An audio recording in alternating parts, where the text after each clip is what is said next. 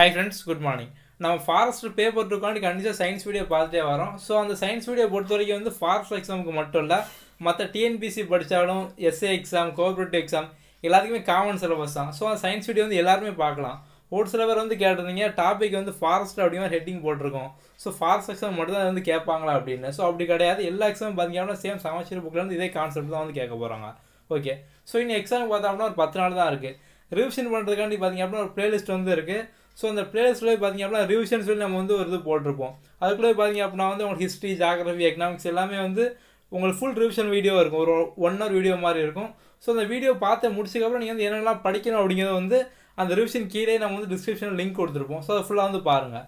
Okay, ஒரு சில பேர் வந்து சயின்ஸில் பிடிஎஃப் கேட்டிருந்தீங்க. ஸோ நான் வந்து டிஸ்கிரிப்ஷன் வந்து ஒரு பிடிஎஃப் கொடுத்துருக்கேன். ஸோ என்ன இருக்குன்னு பார்த்தீங்க அப்படின்னா வந்து புக் பேக் கொஸ்டின் இருக்கும். அது போக வந்து சமச்சீர் புக்கில் இருக்கக்கூடிய இம்பார்ட்டன்ட் ஃபேக்ட் எல்லாமே இருக்கும். ஸோ நீங்கள் பிடிஎஃப் மட்டும் டவுன்லோட் பண்ணி வச்சுட்டு இப்போ பார்த்தீங்க அப்படின்னா வந்து கண்டிப்பாக இப்போ நீங்கள் ரீட் பண்ணீங்க அப்படின்னா மறந்துடும். ஸோ நீங்கள் வந்து ஒரு நோட் எடுத்து அதை வந்து ஒவ்வொரு பக்கமாக வந்து எழுத ஆரம்பிங்க. ஸோ வந்து இம்பார்ட்டன்ட் ஃபேக்ட் தான் இருக்கும். நீங்கள் ஒரு ஹிண்ட் மாதிரி எடுத்து வச்சுக்கோங்க. ஸோ நீங்கள் எடுக்கக்கூடிய ஹிண்ட் தான் நீங்கள் வந்து ரீட் பண்ணீங்க அப்படின்னா உங்களுக்கு லைஃப்லாம் வந்து மறக்காமல் இருக்கும். ஸோ நீங்கள் பிடிஎஃப் பார்த்துட்டே இருந்தீங்க அப்படின்னா கண்டிப்பாக மறந்துடும். ஸோ ஒரு ஹிண்ட் மாதிரி எடுத்து வச்சுக்கோங்க. இந்த 18 பக்கத்தையும் சேர்த்து நீங்கள் ஒரு 5 பக்கத்தில் வந்து ஒரு ஹிண்ட் மாதிரி எடுத்து வச்சுக்கோங்க. ஸோ அதை மட்டும் படிச்சுக்கிட்டே இருங்க.